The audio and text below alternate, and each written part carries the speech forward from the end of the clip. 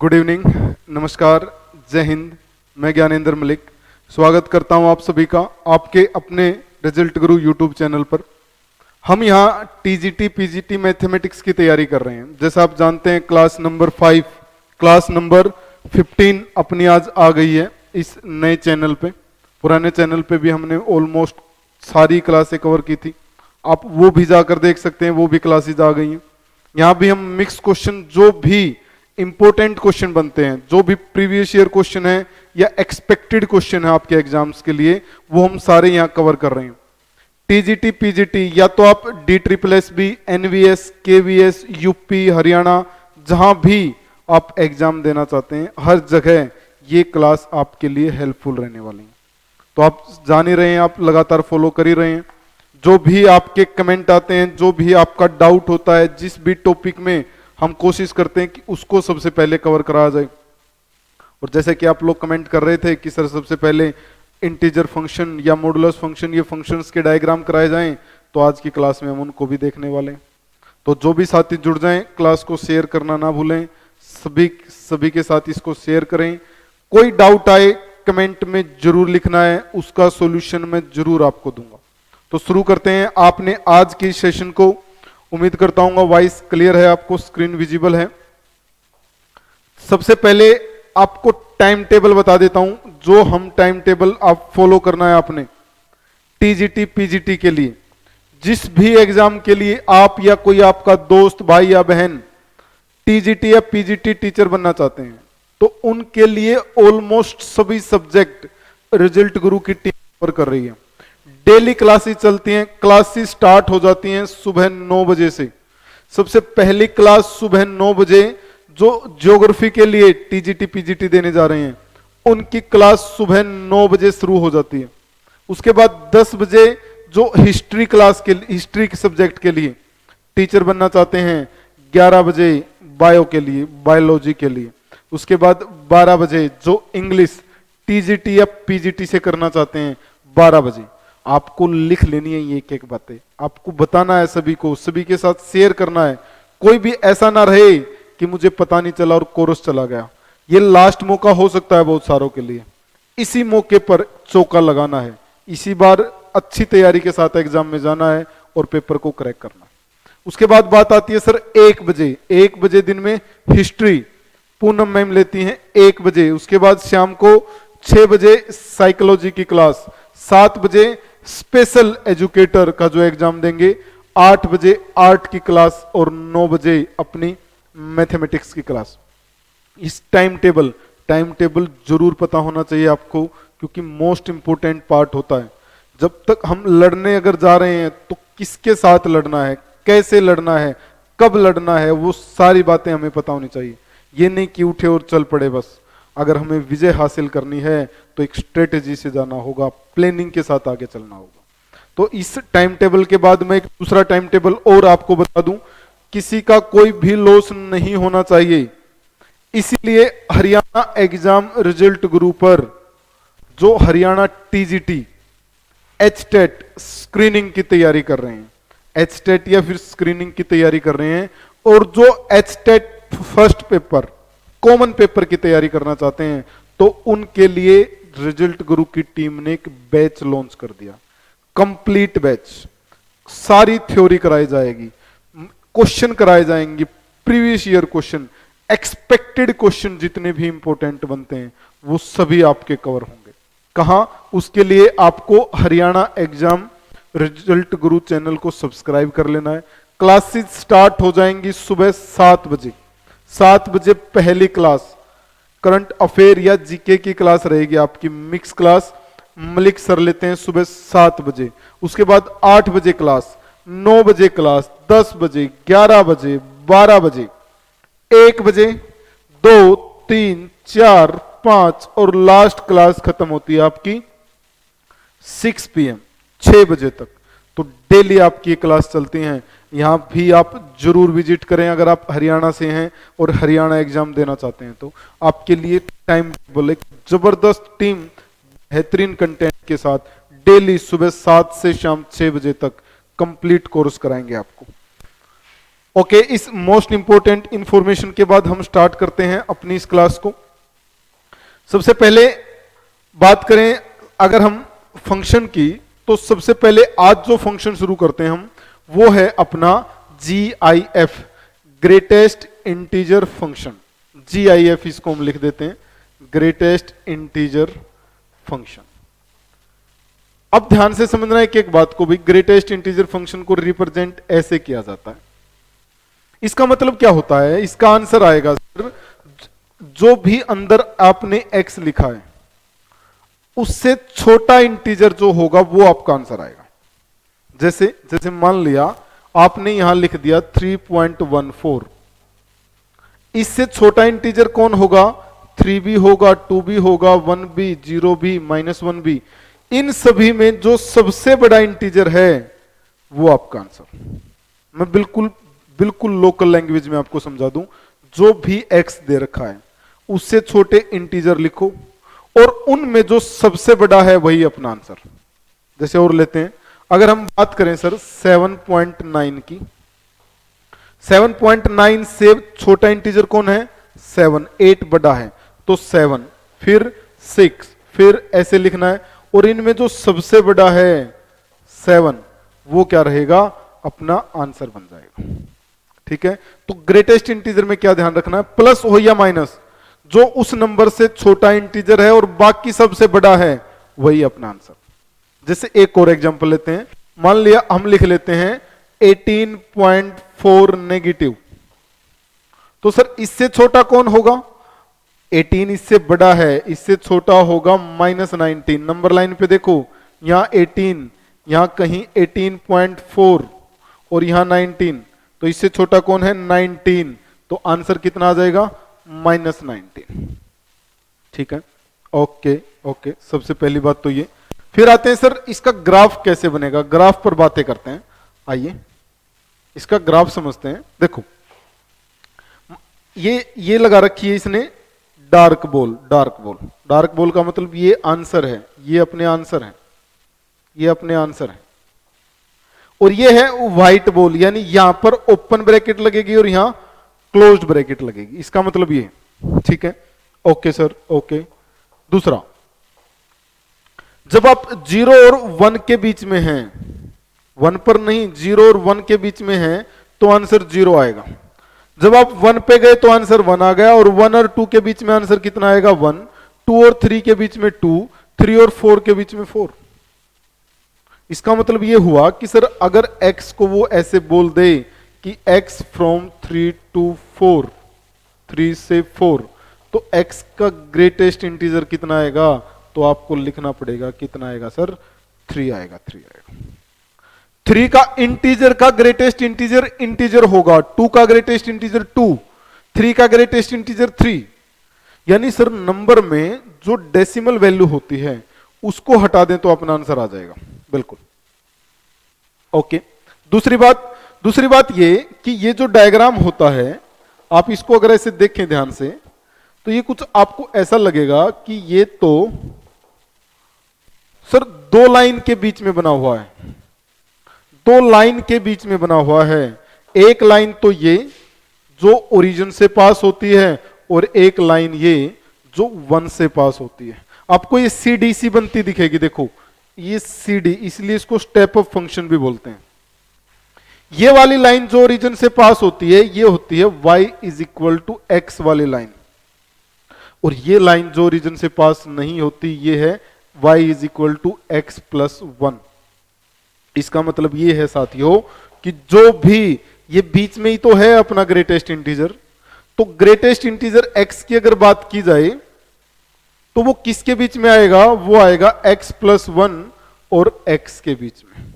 किसके बीच में, x + 1 और x के बीच में।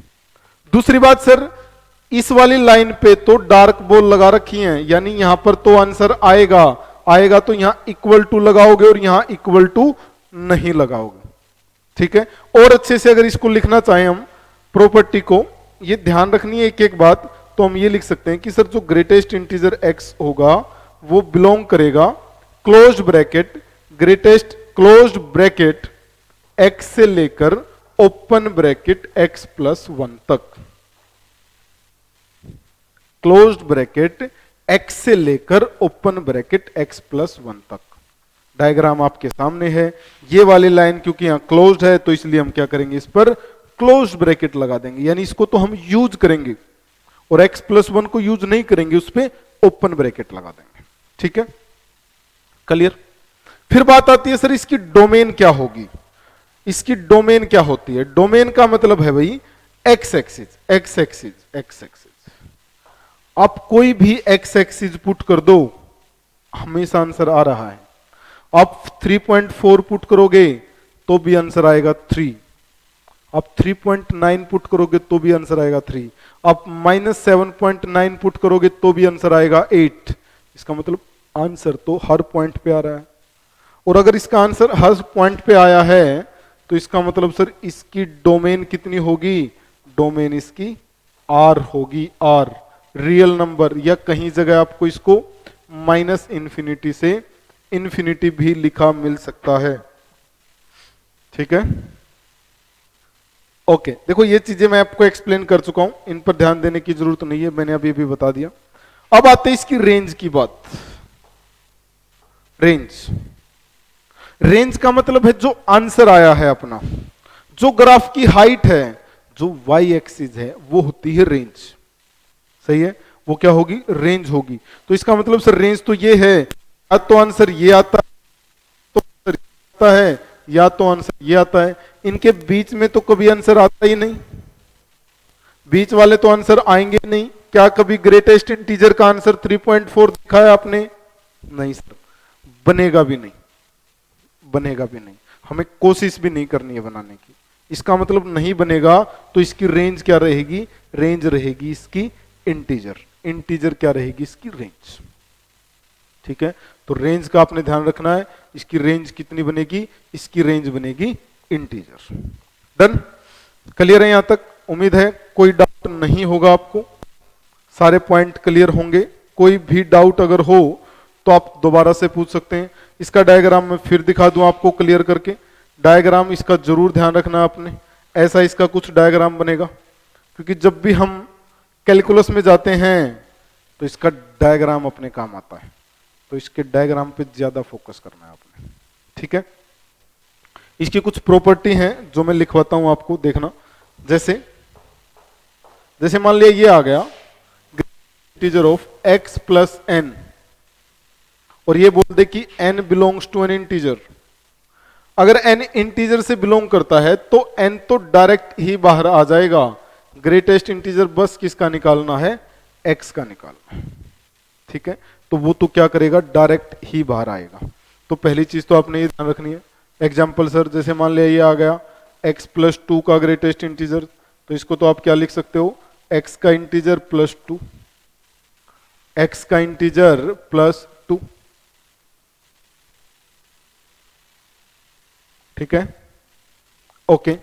सेकंड रिजल्ट की अगर बात करें, अगर आपको x का ग्रेटेस्ट इंटीजर निकालना है, तो अगर x इंटीजर से बिलोंग करता है तो आंसर कितना आएगा? आंसर आएगा सर x आ जाएगा। ठीक है, तो आंसर कितना आ जाएगा? x आ जाएगा। अगर आपका x, ओके, अगर आपका x इंटीजर से बिलोंग करता है तो आंसर कितना आएगा?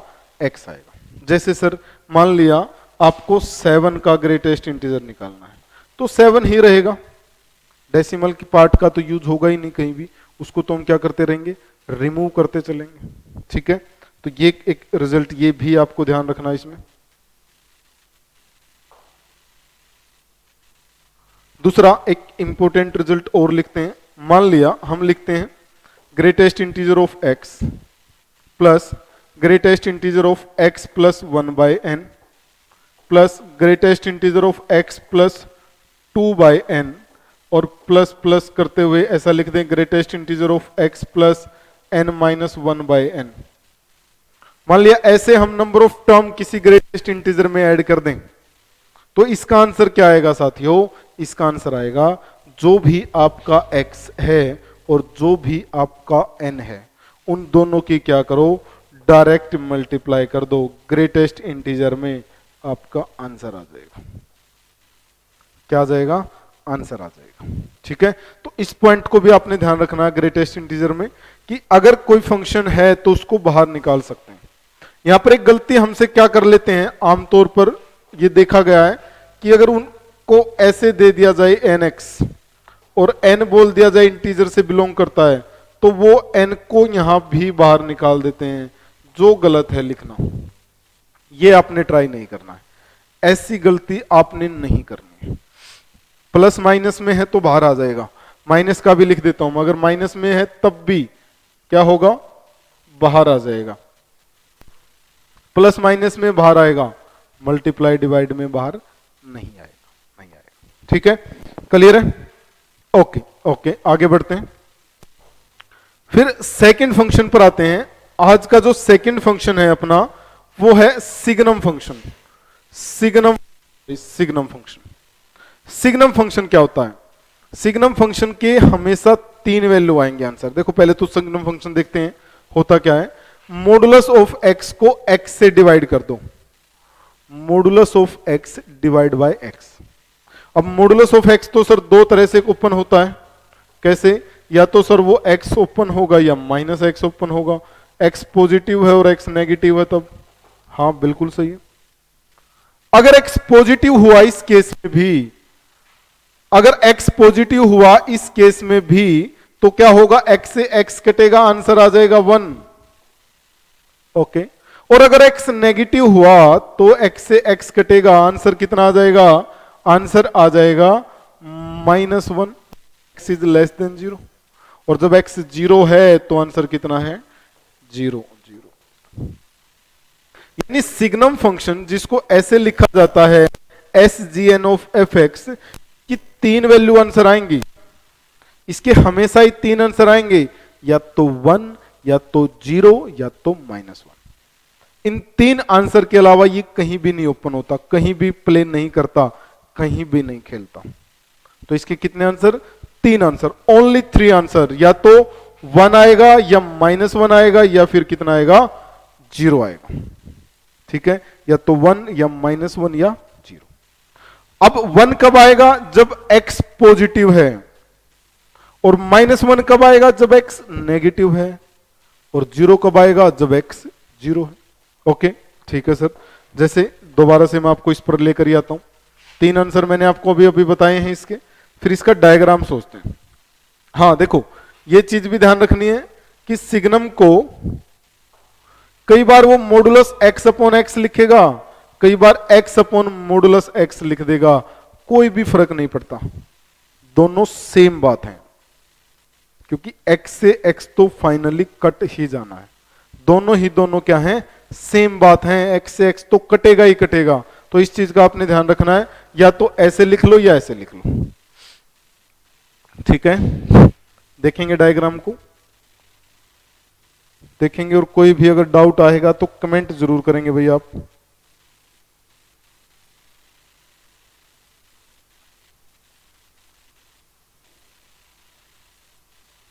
ओके चलिए अगले पॉइंट पर आते हैं।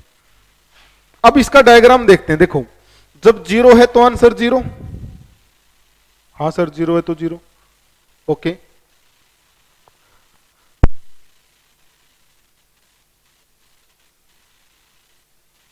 सॉरी, जब 0 है तो 0, और जब आपका वैल्यू आपका x ग्रेटर देन 0 है तो आंसर कितना आ रहा है, 1, और ये 1 ही आता रहेगा, चेंज ही नहीं होगा।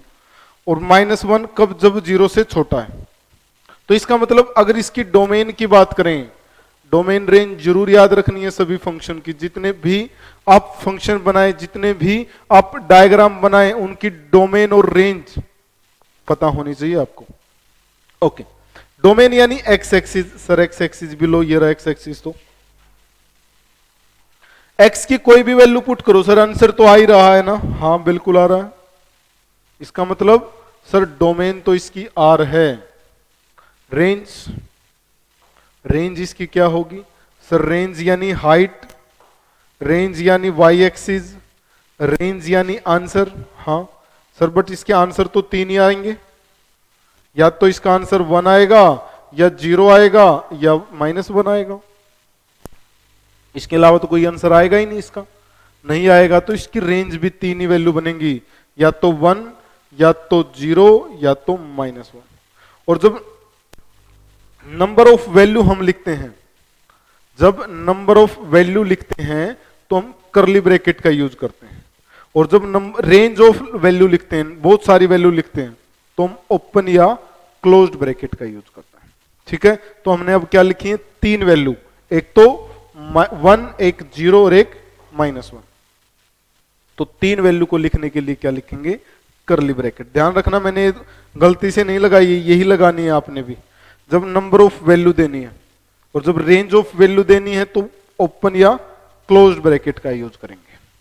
ठीक है, ओके। अगली क्लास में हम मॉडुलस फंक्शन पढ़ेंगे, और कौन सा बच गया अपना, मॉडुलस के साथ साथ फ्रैक्शनल पार्ट फंक्शन पढ़ेंगे, एक्सपोनेंशियल फंक्शन पढ़ेंगे, लॉगरिथम फंक्शन। सभी के डायग्राम से मैं आपको सारी चीजें एक्सप्लेन करने वाला हूं। ठीक है, तो इसमें कोई डाउट हो तो आप कमेंट कर देना। अब मैं आगे चलता हूं आपको क्वेश्चनों की तरफ लेके। तो क्वेश्चन आपकी क्लास का आज का पहला क्वेश्चन ये रहा आपकी स्क्रीन पे। कुछ क्वेश्चन प्रैक्टिस करते हैं इस बेस पे, या किसी दूसरे कंसेप्ट से रिलेटेड कुछ क्वेश्चन लगाना जरूरी है। ठीक है, तो आप ट्राई करेंगे एक बार, इसको देखेंगे, क्वेश्चन को समझेंगे। टारगेट 50 सेकंड, 50 सेकंड से ज्यादा आप नहीं लेंगे। आप क्लास को लाइव देखें या क्लास को बाद में देखें, टारगेट सेट होना चाहिए। क्लास को ऑफ करके बंद करके नहीं देखना, बीच बीच में रोक रोक के पॉज करके नहीं देखना, लगातार देखिए क्लास को। कोई भी आपको प्रेशर फील होना चाहिए कि 50 सेकंड में मुझे करना, नहीं तो सर सोल्व कर देंगे तब तक।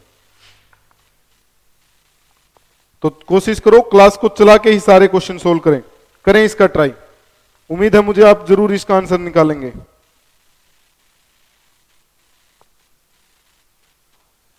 सोचेंगे जल्दी से क्या रहेगा इसका आंसर।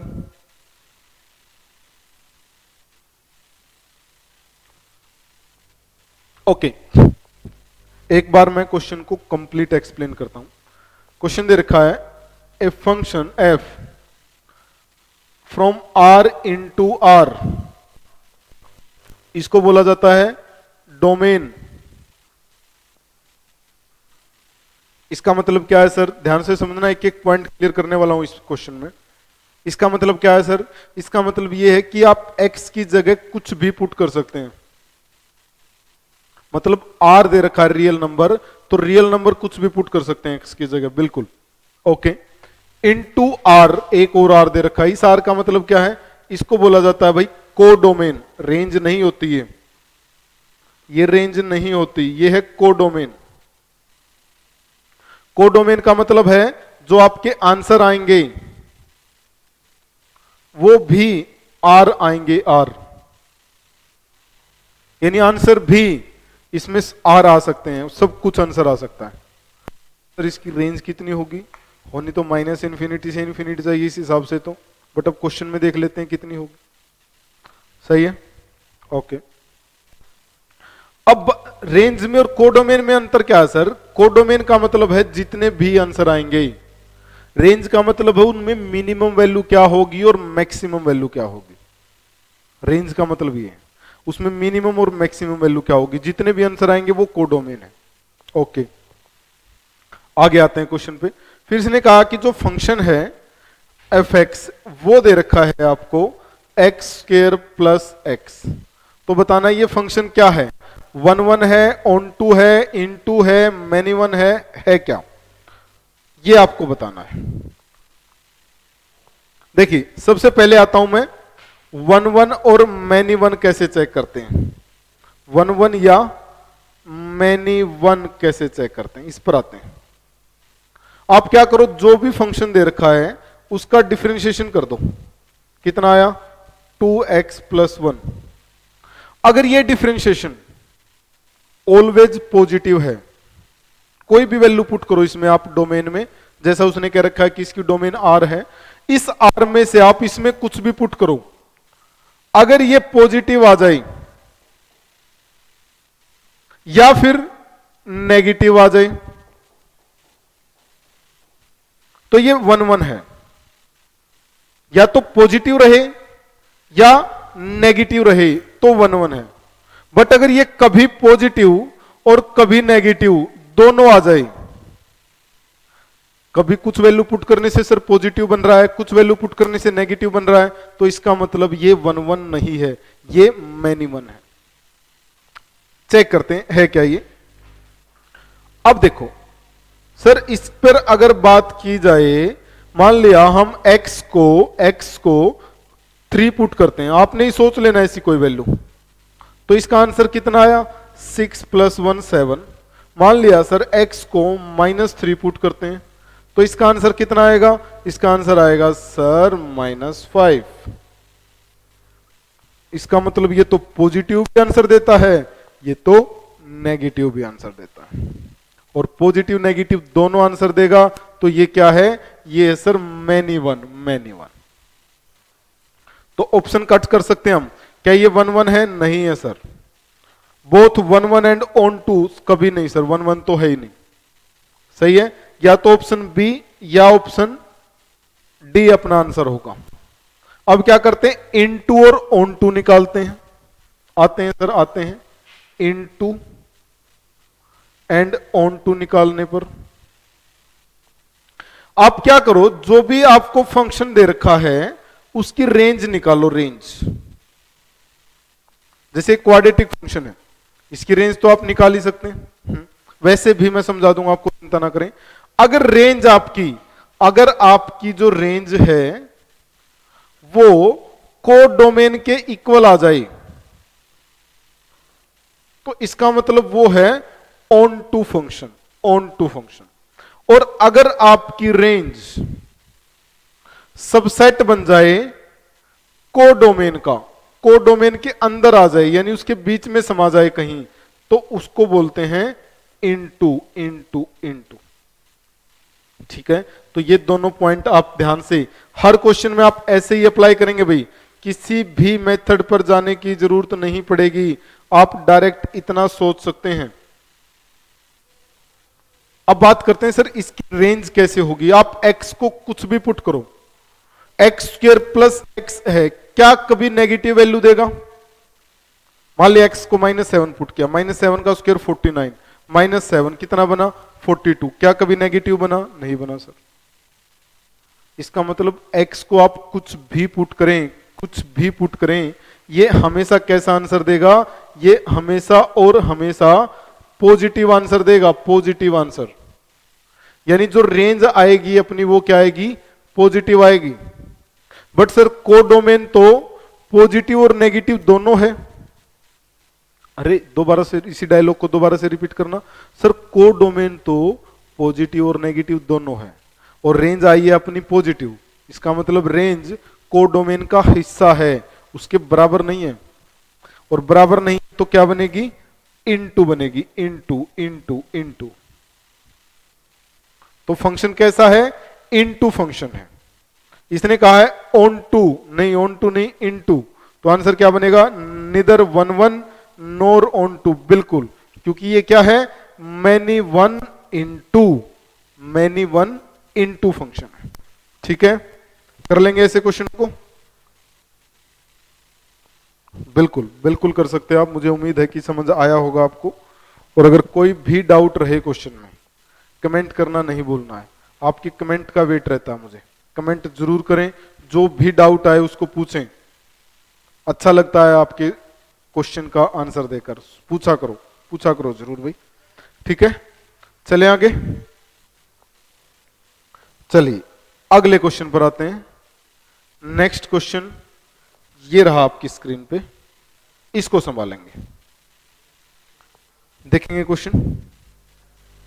आज हम फंक्शन पर खेल रहे हैं, फंक्शन के 2 क्वेश्चन किए हैं, ग्राफ किया है, और अब ये क्वेश्चन फिर फंक्शन से। तो फंक्शन पर ही अभी तक तो हम फंक्शन पर ही खेल रहे हैं, निकालें, करें try. A, B and C B 3 set, 3 set दे रखे हैं ABC, और आपसे पूछा है ये बताओ A - B का इंटरसेक्शन A - C के साथ कितना आएगा, ये बताना है आपने। ठीक है, हमेशा की तरह फिर से 50 सेकंड आपके, उसके बाद अपना टाइम आएगा। 50 सेकंड तक आप जल्दी से कोशिश करेंगे, इसका आंसर निकालेंगे, और आप निकाल भी सकते हैं। जल्दी करेंगे ट्राई भाई, फिर हम आते हैं इसका सॉल्यूशन लेकर आपके सामने। जल्दी सोचेंगे।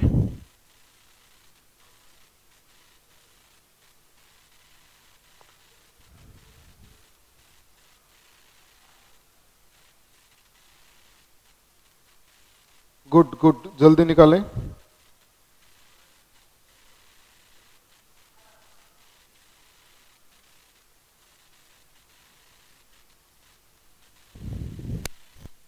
चलिए, आपका टाइम पूरा हुआ क्वेश्चन का। अब मैं आता हूं क्वेश्चन पे। अब हम मिलकर करते हैं इसको। पहले तो ऐसे 3 अगर फंक्शन हो तो उनका डायग्राम ऐसे बनता है। मान लेते हैं ये ए है, कि बी है, ये सी है। क्योंकि कोई कंडीशन नहीं दे रखी तो हम ऐसा ही बनाएंगे। ठीक है सर। अब इसने कहा ए माइनस बी, उसके लिए अलग कलर यूज कर लेते हैं, कोई रेड कलर ले लेते हैं। ए माइनस बी यानी ए में से बी हटा दो। ए तो कितना है, ये रहा सर पूरा। इसमें से बी हटाने का मतलब है ये हटा दो, ये वाला हिस्सा, ये वाला हिस्सा। ये जो आप रेड किया मैंने, ये वाला हिस्सा आपका ए माइनस बी, यही बचेगा। यह कोई दूसरे मेथड से इसको दिखाते हैं। ए माइनस बी का हिस्सा क्या बचेगा, ये सारा है ना, ये सारा हिस्सा, ये आ गया आपका ए माइनस बी। क्योंकि ये वाला हिस्सा जो है ना वो सी का है, तो ये तो हम यूज करेंगे ही करेंगे। ओके सर, सही है। अब आती है दूसरा कलर ले लेते हैं कोई इसके लिए।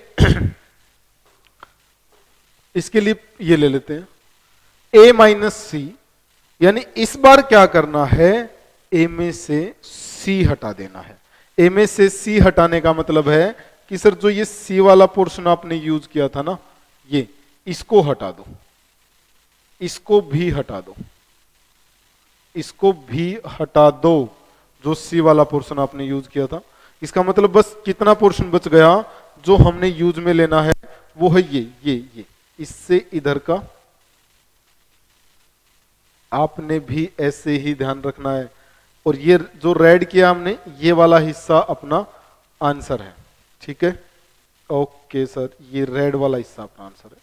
अब आते हैं ऑप्शन पे। ऑप्शन कैसे इसको बताता है, इस रेड वाले हिस्से को कैसे ऑप्शन समझाता है, उस पर आते हैं। देखना, पहले ऑप्शन ने कहा कि सर ए ले लो, ए यानी ये पूरा, और बी यूनियन सी भी ले लो। इसका मतलब तीनों ले लो। अरे नहीं भाई साहब, तीनों नहीं लेने, छोटा सा हिस्सा यूज करना है, बस छोटा सा हिस्सा ना, तीनों नहीं लेने। ओके, फिर इसने कहा सर बी में से सी घटा दो, बी में से सी घटा दो, यानी ये पोर्शन बच गया इतना, ये वाला, और इसका ए के साथ इंटरसेक्शन ले लो, यानी ये वाला हिस्सा बोल रहा है ये।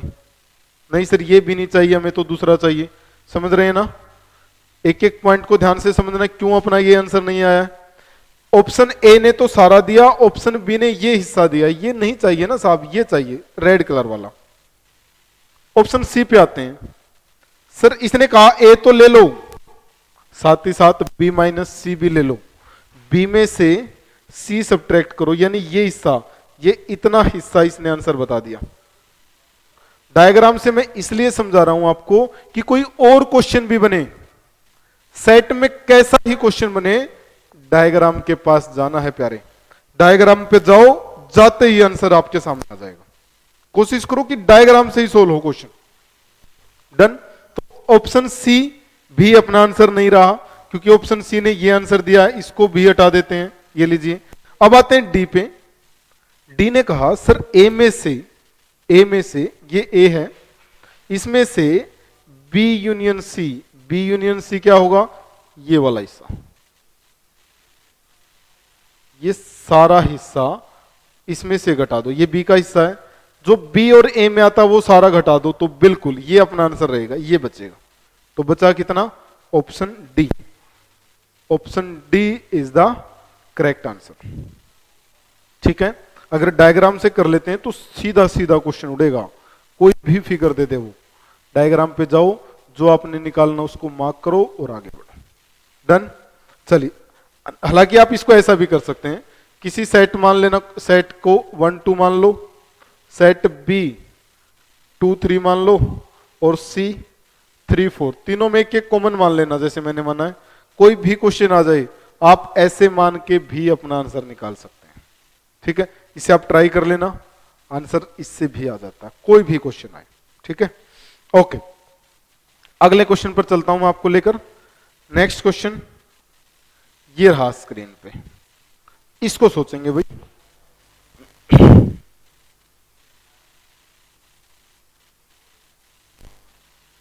सोचे क्वेश्चन को।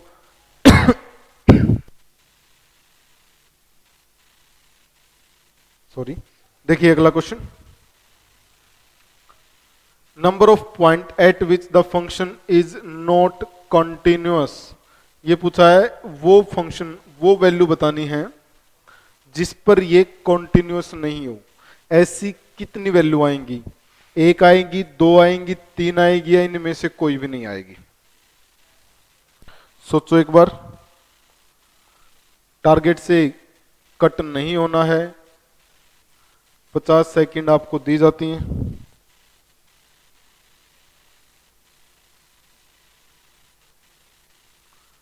निकालेंगे जल्दी से।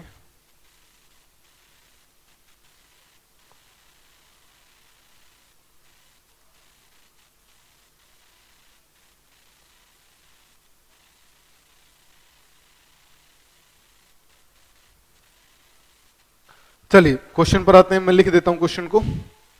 F x is 1/x minus greatest integer of x. देखो, बेसिक नॉलेज से अगर जाओगे तो मजा आएगा क्वेश्चन में, ज्यादा मैथमेटिक्स में घुसोगे और मैथमेटिक्स टर्म यूज करोगे तो क्वेश्चन मुश्किल होता जाएगा। सीधा सीधा सोचो, कंटिन्यूअस होता क्या है? कंटिन्यूअस का मतलब है सर जहां ग्राफ सीधा जाता रहे, चलता रहे, रुके ना कहीं भी। अगर डिसकंटिन्यूअस है, इसका मतलब क्या हुआ है? या तो ग्राफ पे आपने पेन उठाया है ऐसे, या ग्राफ जाता जाता कहीं इन्फिनिटी पहुंच गया, और अगर वो इन्फिनिटी पर है तब भी उसको डिसकंटिन्यूअस माना जाता है। मान लिया एक्स की कोई वैल्यू पुट करने से आपके फंक्शन में इन्फिनिटी बन गया तो भी डिसकंटिन्यूअस माना जाएगा, तो भी वो क्या रहेगा? डिसकंटिन्यूअस माना जाएगा। तो इस क्वेश्चन को देखो ध्यान से, इस पर क्या हुआ है क्वेश्चन पर? सर x, अगर हम बात करें x की तो x क्या होता है? x होता है sir greatest integer of x plus fractional part of x। नहीं समझे नहीं सर। मान लिया अपने पास 7.8 है, तो हम क्या लिखेंगे? 7.8 का ग्रेटेस्ट इंटीजर प्लस 7.8 का फ्रैक्शनल पार्ट। ग्रेटेस्ट इंटीजर तो कितना आंसर देगा? 7। फ्रैक्शनल पार्ट कितना देगा? जो डेसिमल पार्ट है उसको 0.8, तो आंसर कितना आ गया? 7.08। अरे 7.08 नहीं, 7.8। ठीक है, तो यानी जो नंबर होता है वो कॉम्बिनेशन होता है फ्रैक्शनल पार्ट का और ग्रेटेस्ट इंटीजर पार्ट का। अपना जो x आता है वो क्या आता है भाई? वो आता है कि sir greatest integer x plus fractional part x। हाँ बिल्कुल बिल्कुल यही आता है। तो सर क्वेश्चन में तो उसने दे रखा है x माइनस ग्रेटेस्ट इंटीजर, यानी ग्रेटेस्ट इंटीजर को अगर हम उधर लेकर जाएंगे तो x माइनस ग्रेटेस्ट इंटीजर तो कितना बन जाएगा? फ्रैक्शनल पार्ट ऑफ x बन जाएगा। हाँ, इसका मतलब क्वेश्चन क्या है? 1 upon fractional part of x। बिल्कुल सर, फ्रैक्शनल पार्ट में ध्यान से सुनना, अगर आपको फ्रैक्शनल पार्ट निकालना है, मैं एक बार फिर से समझा दूं, 0.7 का तो कितना आएगा? 0.7। अगर आपने निकालना है 1.7 का तो कितना आएगा? 0.7। अगर आपको निकालना है 1 का तो कितना आएगा? 0, क्योंकि इसमें 0.0 है। यानी हर इंटीजर का फ्रैक्शनल पार्ट 0 होगा। 2.00, 3.00, तो जितने भी इंटीजर आएंगे उन सभी का फ्रैक्शनल पार्ट 0, और जहां जहां फ्रैक्शनल पार्ट 0 बनेगा वहीं पर 1/0 इंफिनिटी बनेगी। अरे हाँ सर, जहां भी 1/0 इंफिनिटी, इसका मतलब फंक्शन नॉट कंटिन्यूअस, डिसकंटिन्यूअस। तो इसका मतलब क्या होगा, at x belongs to every integer our function is discontinuous. तो 1 2 3 वैल्यू नहीं है, इनफाइनाइट नंबर ऑफ वैल्यू हैं जहां पर ये डिसकंटिन्यूटी शो करेगा। ठीक है, तो इनफाइनाइट नंबर ऑफ वैल्यूज ऐसी हैं जहां ये डिसकंटिन्यूटी शो करने वाला है। तो इसका आंसर आ जाएगा डी। ओके, नेक्स्ट क्वेश्चन पर आते हैं। इसको संभालेंगे भाई, इसको समझेंगे। देखें ध्यान से, क्वेश्चन ये भी अच्छा है, इसमें भी गलती होने के चांस होते हैं। देखेंगे क्वेश्चन को।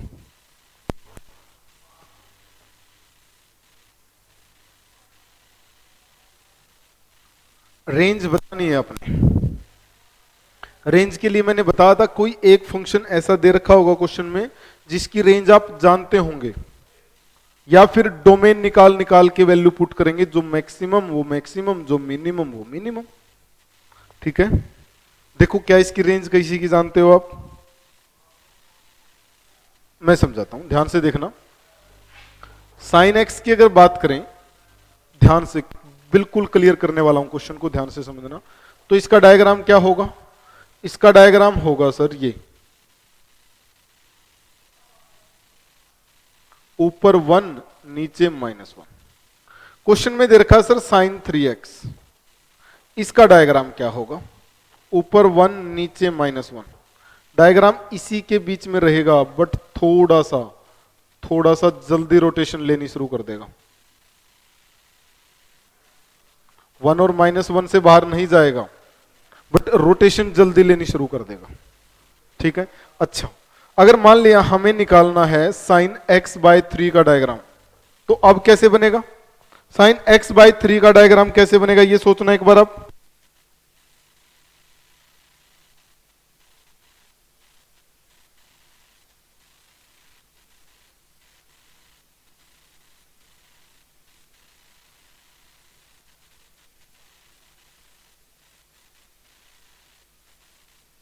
ओके ओके, अब अगर x/3 हमें करना है, x/3 का मतलब एंगल कम हो गया सर, कम हो गया, तो आज भी ये रहेगा तो 1 और -1 के बीच में, लेकिन थोड़ा सा फैला हुआ आएगा, थोड़ा सा फैला हुआ, थोड़ा सा ज्यादा फैल जाएगा।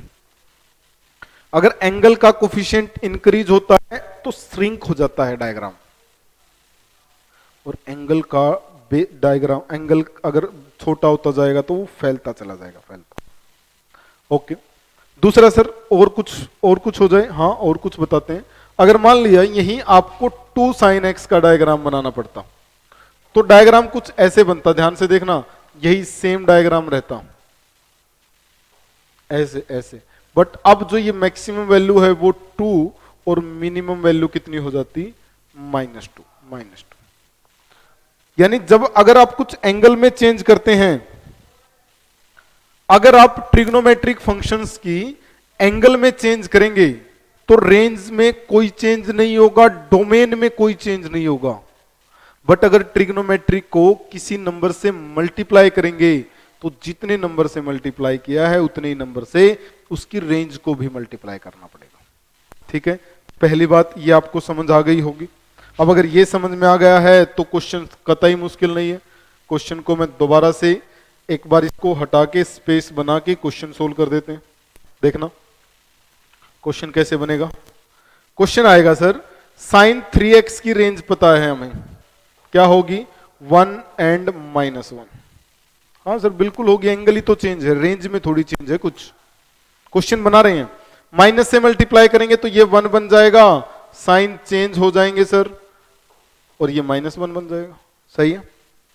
अब 2 ऐड करना है, 2 इसमें ऐड करेंगे, 2 इसमें ऐड करेंगे, 2 इसमें ऐड करेंगे, यानी ये बन गया 2 माइनस साइन एक्स 3 से 1 के बीच में। अपने को सर y निकाल दिया हमने, 1/y निकाल दिया, डिनोमिनेटर में है तो हम इसको न्यूमरेटर में लेकर जाएंगे, ऐसा करेंगे, इसको पलटेंगे तो वैल्यू भी पलटी जाएगी, तो ये बन जाएगा इन बिटवीन 1/3 to 1, यानी इसकी जो रेंज आएगी वो कितनी आ जाएगी, 1/3 से लेकर के बीच में, 1/3 से 1 के बीच में क्या रहेगी, आपकी रेंज बन जाएगी। ठीक है, ओके।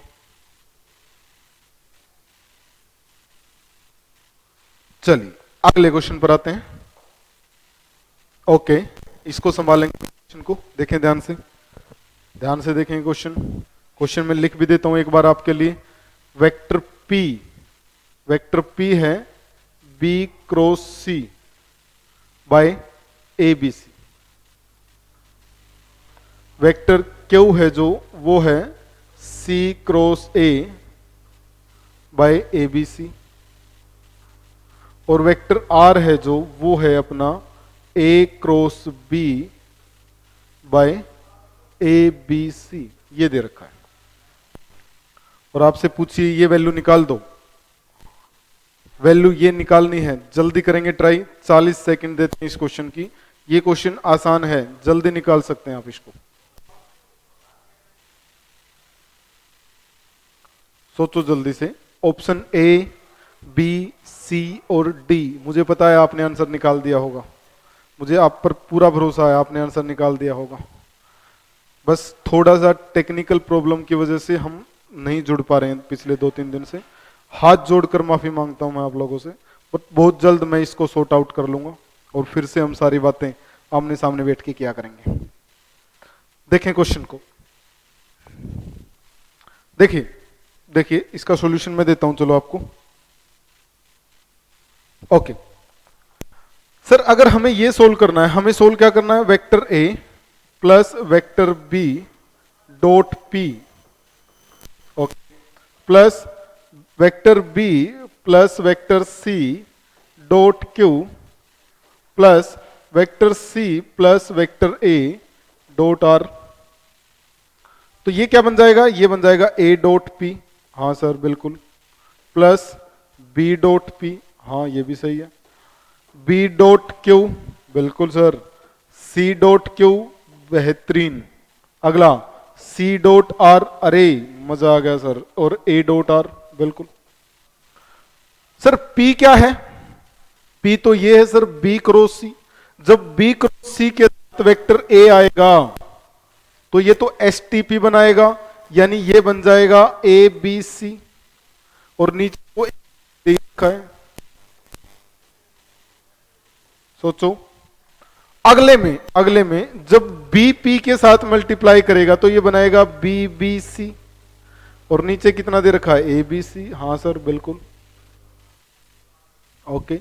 अगले में आते हैं, अब बात आई इसकी BQ के साथ, Q के साथ बनाएगा तो भाई क्या बनेगा, BCA अपॉन ABC। अरे सर गलत लगा दिया आपने, ऊपर वाले का STP अलग, नीचे वाले का STP अलग।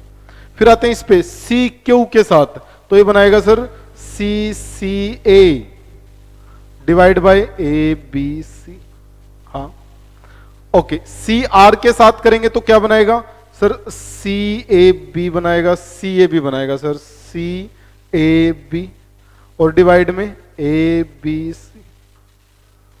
अगले पर आते हैं तो अगला क्या बनाएगा, अगला बनाएगा सर क्या है, AAB डिवाइड में ABC, ओके। ये तो कैंसिल होकर कितना 1, सर ये तो 0 बना देगा, और 0 बाय समथिंग 0, सर ये 1, ओके, फिर 0, 1 और 0, यही तो बनेगा। तो इसका मतलब 1 प्लस 1 प्लस 1 कितना आ गया, 3। उम्मीद है आप सभी ने सही जवाब दिया था। ऑप्शन बी क्या रहेगा अपना, करेक्ट आंसर आ जाएगा। डन,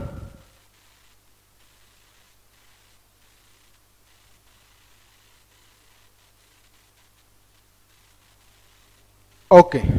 चलिए अगले क्वेश्चन पर,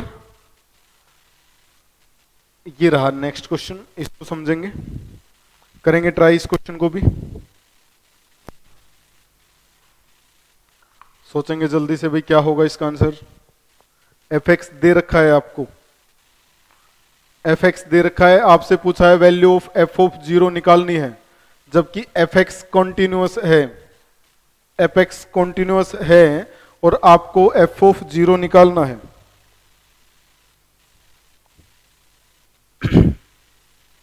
option A 15, option B 12, option C -12, option D 14। Question continuous है, इसका मतलब जीरो निकालने का मतलब ये है कि आपको x टेंड्स टू जीरो निकालना है। तो सर निकाल देते हैं, लो 10, ये 16 अगर आप कर देते हैं तो मजा आ जाता है। सर ई की वैल्यू तो कितनी, ई की वैल्यू तो सर 2.7, ई स्क्वायर तो कितना होगा 2.7 का स्क्वायर करते हैं, स्क्वायर करोगे तो कितना आएगा 9, उसके बाद 4 18 और 4 2 3 4 7 7.29, इसका मतलब ई स्क्वायर की वैल्यू है 7.29 और उसका ग्रेटेस्ट इंटीजर निकालोगे तो कितना आएगा 7 7 7।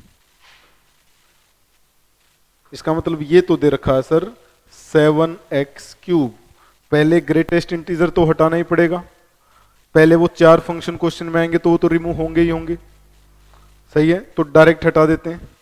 अगले पर गए सर, इस पर हटाते हैं, ये कितना देगा, ये देगा -7.29 का ग्रेटेस्ट इंटीजर कितना बनेगा -8, -10 में बाहर आएगा तो ये बन जाएगा 10 8x³ divide by sine cube x, sine cube x और divide by sine cube x, ऐसा कर लेते हैं, बताइए सही है।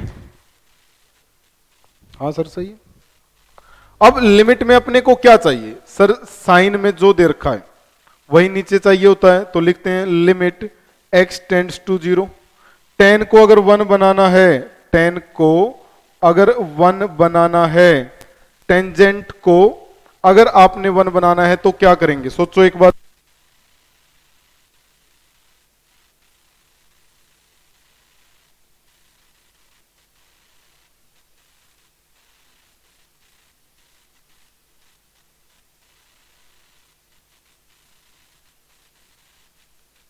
सर अपने को जो एंगल डिनोमिनेटर में दे रखा है वही तो चाहिए, जीरो, वो जीरो बन जाए तो आंसर आ जाएगा। इसका मतलब 7x³ से मल्टीप्लाई और ठीक। सर नीचे वाला जो साइन क्यूब एक्स, इस तो क्यूब भी चाहिए, तो क्या करते हैं यहां से हटा के यहां ले जाएं। देखो आपके साथ में ये चीजें लिख सकता हूं भाई, मैं फिर बता रहा हूं क्योंकि आप ये जानते हैं, आप खुद अध्यापक हैं, अध्यापक बनने जा रहे हैं, तो ये छोटे छोटे पॉइंट स्किप कर सकता हूं मैं आपके साथ। और किसी को लगे नहीं सर हमें समझ ही नहीं आ रहा कि कैसे स्किप कर देते हैं, तो कमेंट करना, आगे से मैं सारी छोटी छोटी बातें लिख दूंगा, बट इतना तो मैं जरूर करूंगा आपके साथ, तभी मैं पूरी चीज लिखने लगा तो आप भी पूरा लिखेंगे नहीं। अगले पर आते हैं, limit x tends to 0 tangent of 8x³। Sir इसमें भी क्या करते हैं 8x³ से डिवाइड करते हैं, सर ऐसे ही करते हैं, 8 ले जाते हैं ऊपर, बस साइन क्यूब x को क्यूब दे देते हैं। हाँ अब देखो ये भी 1 बनाएगा, ये भी 1 बनाएगा, ये भी 1, ये भी 1, तो ऊपर कितना बचा 7, यहां कितना बचा 8, 7 + 8 कितना आ गया 15, तो आंसर कितना आ गया ऑप्शन ए, ऑप्शन ए।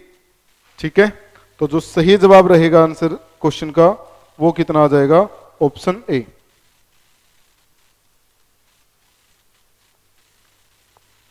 ये आपके सामने आ गया आपका answer option A. Done. Okay, कुछ डायग्राम में जैसे मैं एक बार देख लेता हूं जो हमने किए थे क्वेश्चन। ठीक है ठीक है, नेक्स्ट क्वेश्चन आता है, ये लीजिएगा, लास्ट क्वेश्चन है आज की क्लास का अपना, निपटाएंगे इसको जल्दी से। ये तो आपको आता ही है, डायरेक्ट वैल्यू पुट करनी है सर। कितनी वैल्यू पुट करें डायरेक्ट? सर थीटा की जगह कुछ भी कर दो, डायरेक्ट राइट हैंड साइड बन रही है, 30 पुट कर दो या 60, tan 30 1/√3 प्लस कोट 30 रूट 3 कितना बना 4/√3 बिल्कुल। यहां भी आप क्या करोगे 30 पुट करोगे तो ये बन जाएगा 1/2 प्लस √3/2। तो आंसर आ गया √3 प्लस 1/2 ऑप्शन सी। सभी का जवाब सही है आप लोगों का, मुझे पता है ये क्वेश्चन सभी ने सही किया है। चलिए भाई आज अगला क्वेश्चन नहीं तो टेलीग्राम चैनल पर जा ही रहे हैं, आप सभी ने ज्वाइन कर ही रखा है। क्लास को शेयर करना नहीं भूलना है, बिल्कुल भी नहीं भूलेंगे आप शेयर करना, कमेंट करना नहीं भूलेंगे, लाइक करना नहीं भूलेंगे। ठीक है, आज बस इतना ही करते हैं। नेक्स्ट क्लास में आपके जो बाकी फंक्शन बचे हैं वो लेकर फिर से हाजिर होऊंगा आपके सामने। तो आज के लिए इतना ही। Thanks for watching, bye, good night, जय हिंद।